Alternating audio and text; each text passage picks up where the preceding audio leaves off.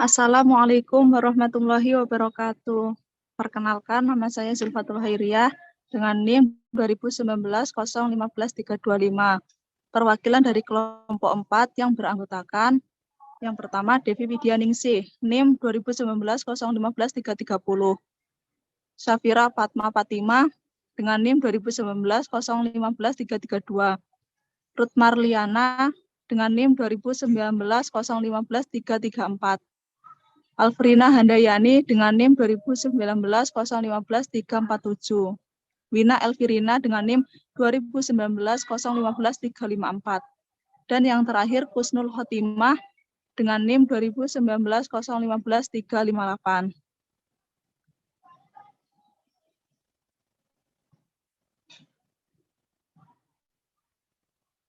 Langsung saja penjelasan yang pertama yang akan dijelaskan oleh saya sendiri. Pengendalian tingkah laku melalui manajemen kelas.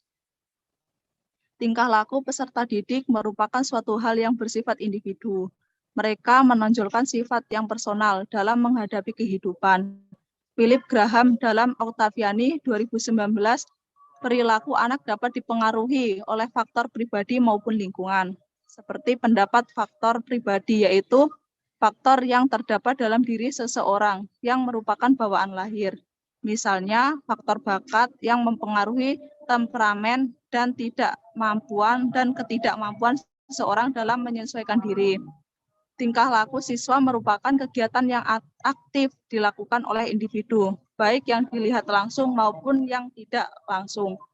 Perilaku normal merupakan perilaku yang dapat diterima oleh manusia pada umumnya, sedangkan perilaku abnormal merupakan perilaku yang tidak dapat diterima oleh manusia atau perilaku menyimpang dan tidak sesuai dengan kaidah-kaidah atau norma-norma manusia. Tingkah laku merupakan kegiatan manusia yang dilakukan baik secara positif maupun secara negatif.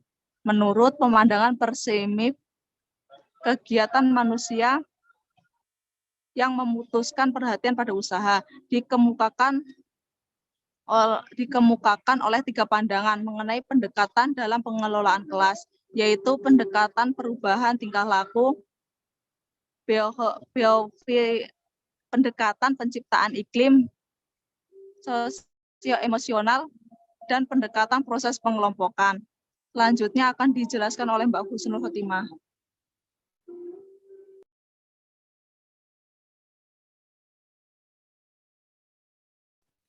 Baik, yang selanjutnya, berdasarkan observasi awal yang dilakukan pada bulan Desember 2018 di SDN 2 Deung Nginggi, Kota Gorontalo, pada kenyataannya, di mana pengelolaan kelas masih menjadi salah satu masalah yang sulit diselesaikan oleh guru. Beberapa kendala yang menyebabkan terhambatnya pengelolaan kelas yang efektif dalam proses pembelajaran berlangsung. Yang pertama, tugas guru yang multidimensi yang menuntut berbagai tugas sekaligus sehingga membuat guru kesulitan dalam melakukan pengelolaan kelas dan untuk menjalankan tugasnya berkaitan dengan hal-hal yang bersifat administratif, seperti menyusun rancangan pembelajaran dan lain sebagainya. Yang kedua, proses belajar mengajar di dalam kelas yang dibatasi waktu, sehingga menuntut guru untuk berpikir dan bertindak cepat. Namun, hal ini tidak cukup memaksimalkan kegiatan guru karena masih akan dibatasi oleh waktu istirahat dan kegiatan-kegiatan lainnya yang menyebabkan kegiatan pengelolaan kelas menjadi dikesampingkan.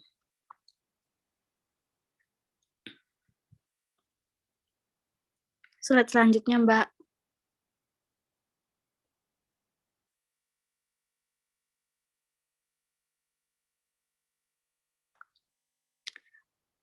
Adapun jumlah siswa kelas 4 berjumlah 33 orang, laki-laki 23 orang, dan perempuan 10 orang. Di kelas ini, peneliti menemukan secara langsung dan juga bertanya kepada wali kelas 4 terdapat perilaku kenakalan siswa di kelas 4. Kenakalan siswa itu dijumpai pada saat peneliti mengamati proses pembelajaran yang sedang berlangsung di kelas 4. Bentuk kenakalan kelas 4 yaitu yang pertama, mendorong teman pada saat proses pembelajaran berlangsung. Yang kedua, berbicara dengan teman sebangkunya. Yang ketiga, tidak mengerjakan tugas. Yang keempat, mencontek hasil kerja temannya. Yang kelima, melakukan kejailan pada teman sekelasnya, berkelahi dan mengejek temannya. Adapun terdapat tingkah laku siswa yang menyimpang. Yang pertama, ada siswa yang menyembunyikan buku temannya, siswa yang mengganggu temannya atau mengejek, mengambil barang temannya tanpa izin.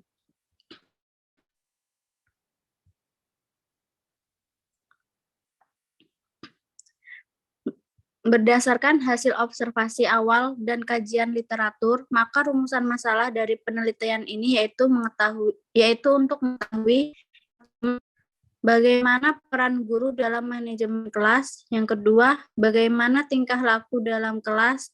Yang ketiga, bagaimana penyelesaian masalah dalam manajemen kelas.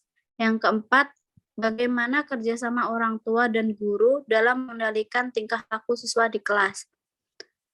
Dengan adanya masalah yang telah diungkapkan tersebut, peneliti berharap bahwa semua masalah yang terjadi pada siswa dapat ditangani dengan baik, dengan berupaya semaksimal mungkin guru agar nantinya tingkah laku siswa menuju ke arah yang lebih baik dan menjadi teladan bagi orang di sekitarnya. Seorang guru harus benar-benar mampu menjelaskan kepada siswa cara bertingkah laku yang benar. Baik, slide selanjutnya akan dijelaskan oleh Mbak Safira.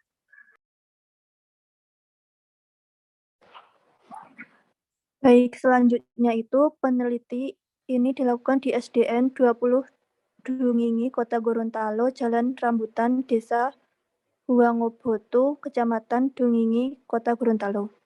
Pendekatan penelitian yaitu pendekatan studi kasus. Sumber data dalam penelitian kualitatif ini merupakan subjek dari mana data tersebut dapat diperoleh. Data yang diambil dalam penelitian ini adalah data yang diperoleh dari hasil observasi partisipan, wawancara secara mendalam terhadap informan. Dengan sumber data wali kelas 4, siswa kelas 4, kepala sekolah, dan orang tua siswa kelas 4. Serta beberapa sumber data sekunder yang dapat dijadikan sebagai data pendukung antara lain buku sebagai acuan referensi, jurnal, hasil penelitian, skripsi, dokumentasi atau arsip sekolah. Dalam penelitian ini, peneliti untuk memperoleh data mengenai teknik penelitian pengumpulan data yang utama dalam penelitian kualitatif berupa observasi wawancara dan dokumentasi. Analisis data dilakukan melalui reduksi data, penyajian data, serta penarikan kesimpulan. Untuk pengecekan keabsahan dan dilakukan melalui triangulasi, analisis kasus negatif menggunakan bahan referensi. Selanjutnya hasil penelitian yang pertama, peran guru dalam manajemen kelas. Berdasarkan penelitian yang telah dilakukan proses belajar mengajar, guru sudah menerapkan proses pengelolaan kelas dengan baik. Di antaranya, guru harus tahu bagaimana karakteristik setiap siswa yang ada di dalam kelas, membimbing dan memudahkan belajar siswa, serta mengatur dan mengarahkan kegiatan belajar. Yang kedua itu tingkah laku dalam kelas. Dari hasil penelitian ditemukan beberapa hambatan dalam dunia pendidikan, baik yang dipengaruhi oleh guru, siswa, serta lingkungan sosio-emosional siswa. Seperti ketika guru berhalangan hadir karena masalah pribadi maupun dalam hal tugas administrasi. Bukan hanya guru saja yang mengalami terjadinya hambatan dalam melakukan proses pembelajaran, tetapi siswa juga, di mana siswa terlihat sering menimbulkan masalah di dalam kelas. Perilaku yang kurang tertib pada saat proses pembelajaran dan ada sebagian siswa mengganggu temannya, sehingga terjadinya hambatan dalam belajar serta melakukan pelanggaran pada aturan yang sudah diterapkan oleh guru. Yang selanjutnya akan disampaikan oleh Mbak Devi.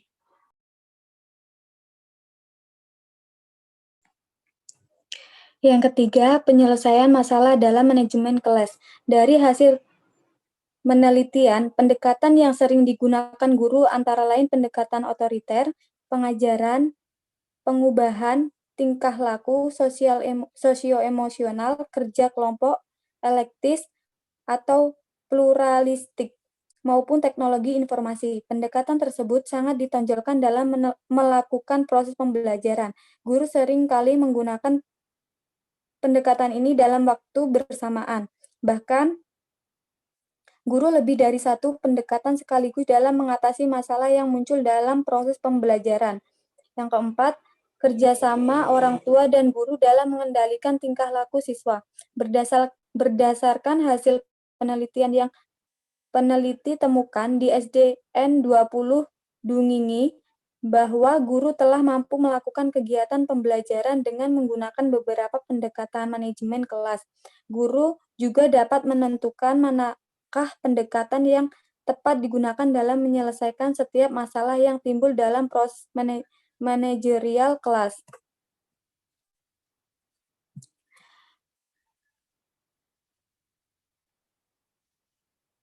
Sebagai seorang guru, guru harus memahami bahwa belajar merupakan suatu usaha mencari dan menemukan suatu makna. Dengan hal ini, guru harus membantu siswa agar mampu memahami dan bertindak sesuai dengan hakikat belajar tersebut. Selain itu, guru bertanggung jawab memelihara lingkungan fisik kelasnya agar senantiasa menyenangkan untuk belajar dan mengarahkan atau membimbing proses intelektual dan sosial di dalam kelas. Dengan demikian, guru tidak hanya belajar saja, tetapi juga mengembangkan kebiasaan bertingkah laku yang baik dan belajar secara efektif di kalangan siswa. Usman 2019 halaman 10. Selain upaya yang guru lakukan dalam proses pembelajaran, guru juga harus mengimplementasikan tugasnya dengan baik di sekolah dengan memotivasi siswa dan memfasilitasi agar meningkatkan potensi siswa di dalam kelas.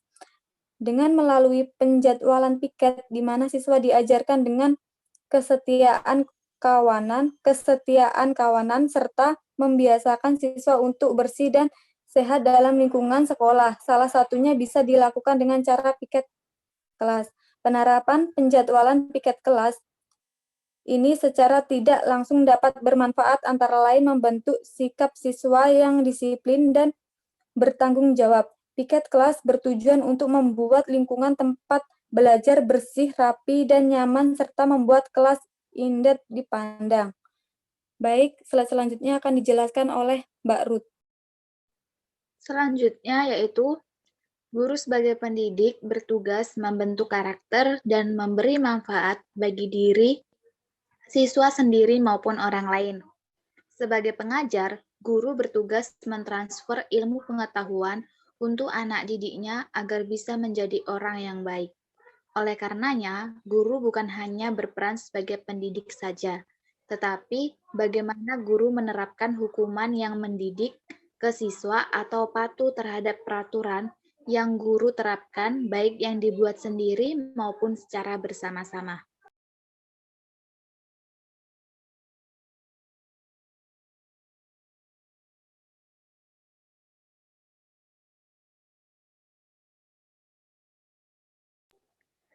Seorang guru dapat melakukan pembelajaran dalam kelas, berupaya untuk menyediakan alat peraga maupun media yang menarik perhatian bagi siswa, sehingga memudahkan siswa untuk memahami materi yang sedang diajarkan.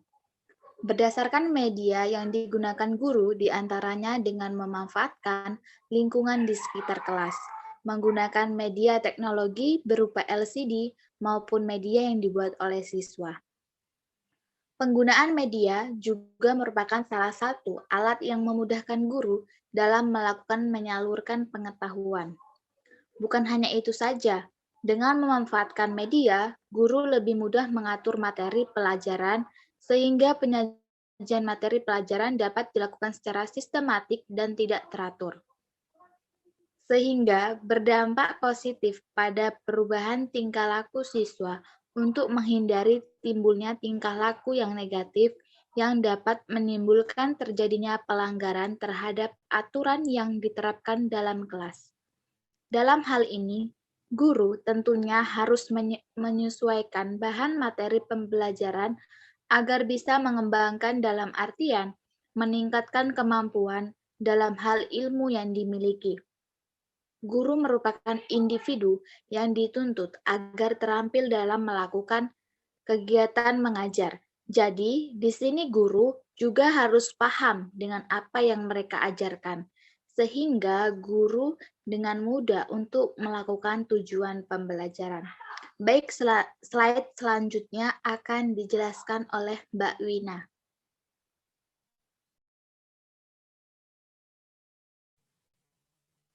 Selanjutnya, 2. Tingkah laku dalam kelas.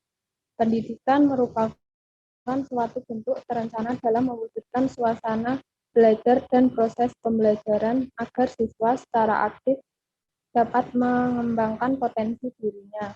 Pada hakikatnya, pendidikan sudah merupakan kebutuhan manusia yang dapat menyediakan lingkungan yang aman sehingga siswa dapat mengembangkan berbagai potensi dalam dirinya. Guru merupakan orang tua kedua dari anak. Tumbuh kembang seorang anak dapat dibentuk sebagian dari sekolah tempat ia belajar. Sehingganya guru dapat memberikan pengetahuan maupun guru bertingkah laku secara positif dan negatif dapat dilihat siswa di lingkungan sekolah. Oleh karenanya, guru harus berdampak positif kepada siswa sehingga bisa membuat karakteristik siswa yang lebih baik. Tingkah laku peserta didik merupakan suatu hal yang bersifat individu. Mereka menonjolkan sifat yang personal dalam menghadapi kehidupan. Bagaimana seorang peserta didik mengalami paksaan juga bergantung kepada perkembangannya dan juga kepribadiannya. Seberapa lama dan intensitas dari paksaan itu juga merupakan sebuah faktor. Hilang kepercayaan yang total, perasaan bersalah, malu, takut, dan menarik diri. Menurut Hakim tahun 2012 halaman 82, dalam proses pembelajaran bukan hanya guru saja yang mengalami terjadinya hambatan dalam melakukan proses pembelajaran.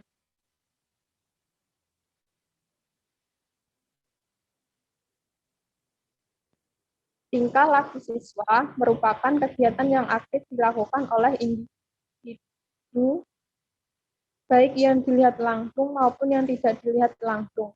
Menurut Skinner, seperti yang dikutip oleh Noto Atmojo, perilaku merupakan respon atau reaksi seseorang terhadap stimulus atau rangsangan dari luar.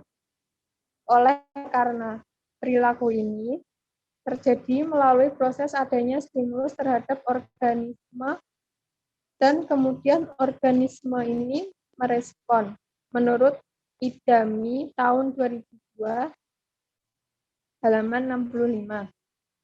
Philip Graham dalam Octaviani tahun 2016, perilaku anak dapat dipengaruhi faktor pribadi maupun lingkungan. Faktor pribadi yaitu faktor yang terjadi dalam diri seseorang yang merupakan bawaan lahir. Misal faktor bakat yang mempengaruhi temperamen dan ketidakmampuan seorang dalam menyesuaikan diri. Dalam hal ini, guru telah berupaya dan mensinergikan antara lingkungan fisik maupun lingkungan sosio-emosional kelas guna menciptakan iklim kelas yang kondusif. Karena pada dasarnya kelas merupakan sarana berinteraksi antara siswa dengan siswa maupun antara siswa dengan guru. Slide selanjutnya akan dilanjutkan oleh Mbak Alvina. Baik, terima kasih. Yang ketiga, penyelesaian masalah dalam kelas. Pendekatan yang sering digunakan guru antara lain pendekatan otoriter, pengajaran, pengubahan tingkah laku, sosio-emosional, kerja kelompok, elektis, atau pluralistik, maupun teknologi informasi. Yang pertama, pendekatan otoriter. Apabila ada siswa yang melakukan pelanggaran yang kesekian kalinya, guru akan melakukan tindakan berupa memberikan sanksi yang mendidik, di mana sanksi bagi siswa yang melanggar peraturan di dalam kelas biasanya berupa membersihkan pot-pot bunga, membersihkan WC, memungut sampah, maupun membersihkan lingkungan kelas. Guru melakukan pendekatan kepada siswa melalui peraturan ini, dan bukan berdasarkan keinginan sendiri. Yang kedua, pendekatan pengajaran. Guru berupaya membuat perencanaan pembelajaran yang matang dalam proses pembelajaran serta memperhatikan kesesuaian antara materi dengan media maupun model yang akan digunakan dan mempertimbangkan waktu dalam setiap proses pembelajaran. Dapat diartikan bahwa guru senantiasa menghindari kebiasaan mengajar dengan apa adanya, apalagi tanpa perencanaan yang matang. Hal ini dikarenakan pembelajaran yang dilakukan secara terarah membuat siswa menjadi merasa antusias dalam belajar. Yang ketiga, pendekatan pengubahan tingkah laku. Guru memberi rangsangan terhadap tingkah laku siswa yang baik atau positif harus dengan pujian atau motivasi yang menimbulkan perasaan senang atau gembira. Apabila siswa menunjukkan tingkah laku yang kurang baik dalam kelas, maka guru memberi sanksi atau hukuman yang membuat siswa tidak akan mengulangi hal itu lagi. Yang keempat, pendekatan sosio-emosional. Dalam pendekatan ini, siswa didorong untuk bersikap ramah terhadap sesama dengan saling menghargai, menghormati, serta guru memaksimalkan perannya di dalam kelas dengan bersedia mendengarkan pendapat, saran, gagasan yang diungkapkan oleh siswa maupun ungkapan masukan dari rekan sesama guru dan orang tua siswa demi mengoptimalkan proses pembelajaran. Yang terakhir, pendekatan kerja kelompok.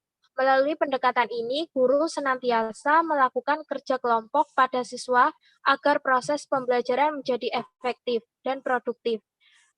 Dari hal ini, guru membentuk dan mengaktifkan siswa agar mampu bekerja sama dengan tim kelompok mereka dalam artian hal tersebut dilaksanakan agar siswa dapat saling bekerja sama dengan teman di dalam kelompoknya dengan baik tanpa adanya hambatan yang terjadi.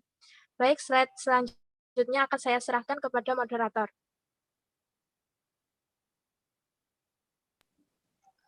Nah, itulah tadi presentasi dari kelompok kami. Dapat disimpulkan bahwa pengendalian tingkah laku siswa dapat diatasi dengan cara guru sebagai motivator dan pemberi nasihat, sebagai pembimbing melalui jadwal piket, pemberian hukuman yang mendidik, serta penguasaan materi terhadap siswa.